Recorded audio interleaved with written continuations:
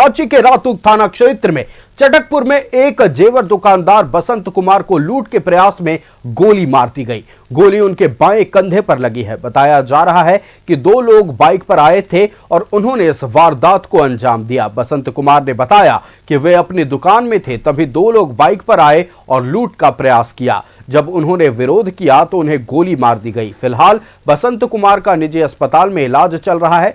मौके पर ग्रामीण एसपी समेत पुलिस इस मामले की जांच कर रही है। इलाके में लगे सीसीटीवी कैमरों के फुटेज से सुराग भी तलाशा जा रहा है। बड़ी खबर, राजधानी रांची के रातू थाना क्षेत्र में एक बार फिर अपराधियों ने तांडव मचाया है। लूट के प्रयास में अपराधियों ने जेवर व्यवसायी को गोली मारी। जेवर व्यवसायी बसंत कुमार के बाएं कंधे में गोली लगी है। फिलहाल पुलिस घटनास्थल पर पहुंच गई है। मामले की तफ्तीश शुरू हो गई है और आसपास लगे सीसीटीवी कैमरों के फुटेज खंगाले जा रहे हैं।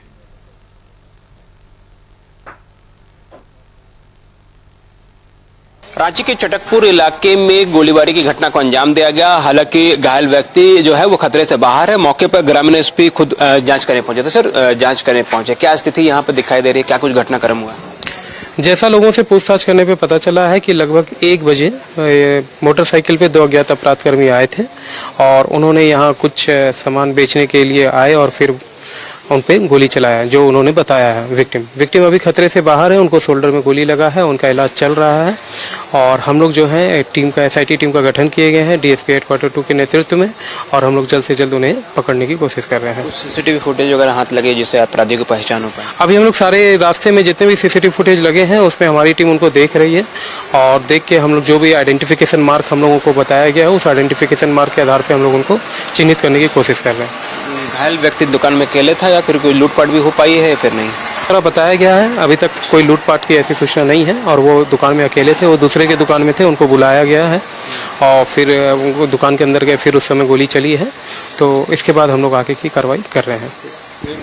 ग्रामीण एसपी थे सुमित कुमार अग्रवाल जो कि मौके पर पहुंचे हैं और पूरे मामले की जांच कर रहे हैं। जिस तरह से अपराधी 2 की संख्या में आए थे और आने के बाद दुकानदार से बातचीत की गई और बातचीत के क्रम में जो है फायरिंग की घटना को अंजाम दिया गया। हालांकि इलाके में लगे जो सीसीटीवी कैमरे हैं उन तमाम कैमरों को जो है वो खंगाला जा रहा है। जानकारी जुटाई जा रही है कि अपराधी का हुलिया जो है वो किस तरह से है और किस तरह से इस पूरी घटना को अंजाम दिया गया है। SIT का भी गठन किया गया है। DSP हेडक्वार्टर 2 के नेतृत्व में यह SIT जो है वो काम करेगी और इस घटना में शामिल अपराधियों की पहचान जो है वह की जाएगी। हालांकि जिस तरह से इस पूरी घटना को अंजाम दिया गया अभी तक लूटपाट की बात सामने नहीं आ रही है। दुकानदार ने भी पुलिस को जो जानकारी दी कि वो जब दुकान में पहुंचा था तो इसके बाद उसके पर जो है फायरिंग की घटना को अंजाम दिया गया। अब पुलिस जो है सभी बिंदुओं पर जांच कर रही है कि आखिर घटना के पीछे की वजह जो है कि ये क्या लूटपाट के इरादे से ही दुकान में प्रवेश किए थे या फिर कोई दूसरी वजह को लेकर के जो है अपराधियों ने फायरिंग की घटना को अंजाम दिया है। तो फिलहाल रांची पुलिस जो है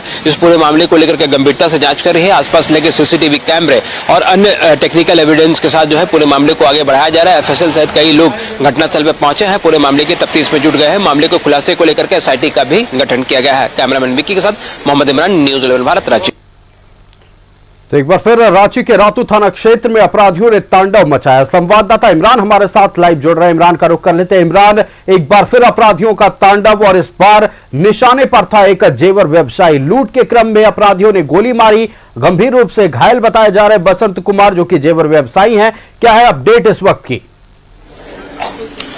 देखिए, जेवर दुकान जो कि चटकपुर में है, रातू थाना अंतर्गत यह पूरा मामला आता है। जो अब तक जांच में सामने आ पाई है कि जो अपराधी थे वो आकाश ज्वेलर में पहुंचते हैं, लेकिन बसंत बर्मन जो है वो उसके ठीक बगल वाले दुकान पे मौजूद थे। वो जब अपने दुकान के अंदर में दोबारा उनको बुला करके लाया जाता है, वहां पर किसी सोने की खरीद बिक्री को लेकर के बातचीत होती है और उसके बाद ही फायरिंग की घटना को अंजाम दिया जाता है। हालांकि बाइक सवार जो अपराधी थे बिना नंबर प्लेट के बाइक से यहाँ पर पहुंचे थे और पूरी घटना को अंजाम देने के बाद सभी अपराधी भागने में सफल रहे। अब घटनास्थल पर DSP हेडक्वार्टर 2 के साथ साथ कई थाना की पुलिस जो है मौके पर पहुंची है और पूरे मामले की जांच कर रही है, क्योंकि यह पूरा मामला जो है SIT का गठन किया गया है। SIT के तहत जो है पूरे मामले की जांच की जा रही है। चूंकि एक घनी आबादी वाला क्षेत्र है, ऐसे में घटना होने के बाद जो है तमाम जो आसपास के लोग हैं वो भी यहाँ पे पहुंचे और पूरे मामले को लेकर के जानकारी दी गई है और स्थानीय लोगों की मदद से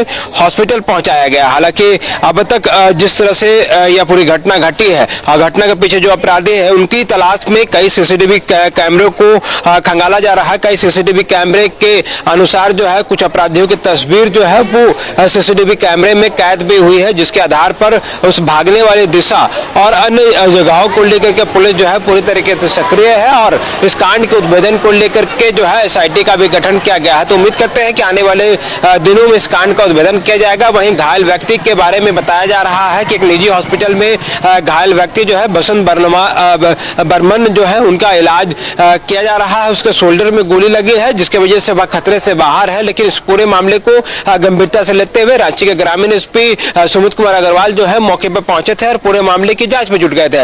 एफएसएल की टीम के साथ साथ कई पुलिस पदाधिकारी जो है मौके पर पहुंच करके पूरे मामले की जांच कर रहे हैं। जानकारी जुटाई जा रही है कि आखिर यह पूरी घटना के पीछे की वजह क्या रही है, क्योंकि लूटपाट की जैसे इरादे से पूरे घटनाक्रम जो है वह दिखाई जरूर दे रहा है, लेकिन इस पूरी घटना में शामिल जो अपराधी हैं उसके बारे में जो जानकारी जो है वो पुलिस जुटा रही है कि क्या सिर्फ लूटपाट का इरादा ही इस पूरे मामले में था या फिर कई और वजह को लेकर पुलिस जांच में जुटी हुई और सिर्फ मंशा को तलाशने की कोशिश है कि क्या सिर्फ लूटपाट का ही इरादा था। लेकिन खबर यह भी आ रही है इमरान कि पूरे इस गोलीकांड को लेकर पुलिस की ओर से बयान भी दर्ज किया गया है। घायल जेवर व्यवसायी बसंत कुमार की ओर से भी बयान दिया गया है, उसको लेकर क्या अपडेट है? देखिए, बसंत कुमार ने ही पुलिस को पूरे मामले की जानकारी दी थी कि जिस तरह से घटना हुई है और उस घटना में शामिल कौन सा अपराधी थे, किस तरह के हुलिया था और किस तरह से इस पूरी घटना को अंजाम दिया गया है। हालांकि इस पूरी घटना के बाद जो है चूंकि घायल व्यक्ति जो है वो खतरे से बाहर है, बयान देने की स्थिति में है, उसने ही पूरे मामले की जानकारी दी। जो अपराधी था वो बाइक सवार था, पल्सर बाइक पर बिना नंबर प्लेट के वाहन से यहाँ पे पहुंचे थे। उसी बीच इस पूरी घटना को अंजाम देकर के दोनों ही अपराधी भागने में सफल रहे। अब हालांकि अब घटना स्थल पर चूंकि ग्रामीण एसपी पहुंचे हैं, डीएसपी पहुंचे हैं, कई थाने प्रभारी पहुंचे हैं, एफएसएल की टीम पहुंची है। तो ऐसे में तमाम जो लोग यहां पे पहुंचे हैं तो इस पूरे कांड के उद्भेदन को लेकर के कितना समय लगता है ये देखने वाली बात हो। क्या और जिस तरह से इस पूरी घटना को अंजाम दिया गया है उसे अगर देखने की कोशिश करें तो देखिए मेरे ठीक सामने में जो है एफएसएल की टीम जो है वो भी पहुंच चुकी है और एफएसएल की टीम के द्वारा भी पूरे मामले पर जो है वो जांच की जाएगी, फिंगरप्रिंट्स लेने की कोशिश की जाएगी अपराधियों की, क्योंकि अपराधी जिस तरह से यहाँ पे पहुंचे थे अपराधियों के द्वारा जो है काउंटर को छूने की कोशिश की गई होगी, गहने को छूने की कोशिश की गई होगी। तो तमाम चीजों को लेकर के जो एफएसएल की टीम है वो अब मौके पर अपनी काम को अंजाम देने के लिए और आगे बढ़ने की तरफ जो है वो बढ़ रहे हैं, क्योंकि एफएसएल के जरिए ही अपराधियों के बारे में महत्वपूर्ण जानकारी भी पुलिस को मिल पाती है। क्योंकि अमूमन ये देखा गया है कि जो अपराधी होते हैं पुराने शातिर अपराधी जिसके रिकॉर्ड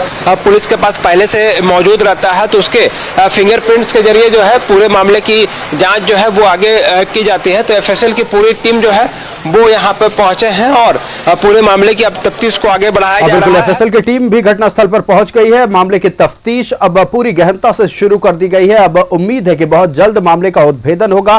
फिलहाल जो अपडेट है, घायल जेवर व्यवसायी बसंत कुमार खतरे से बाहर है।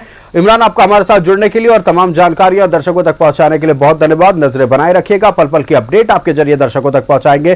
तो बड़ी खबर रांची के चटकपुर इलाके से सामने आई, जहां जेवर व्यवसायी को निशाना बनाते हुए अपराधियों ने लूट की मंशा से गोलीबारी की घटना को अंजाम दिया है और इस गोलीकांड में जेवर व्यवसायी के बाएं कंधे में गोली लगी है।